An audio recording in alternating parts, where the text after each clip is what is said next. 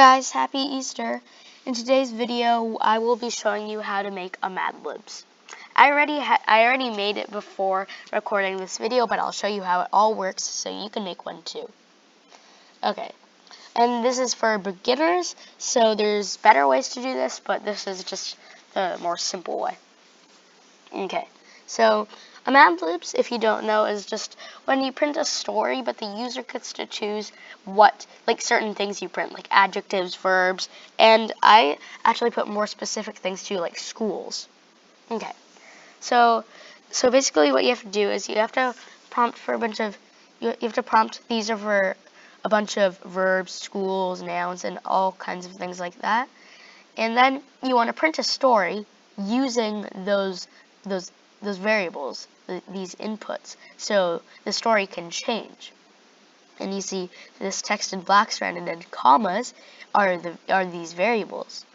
And remember, you want to separate everything between commas and make sure to not put the commas in here like that. Okay. So let's run this. Oh, I already ran it, but whatever. So let's just say this kid is smart. I don't know, doesn't matter. Okay, and we can enter whatever we want, any verb we want.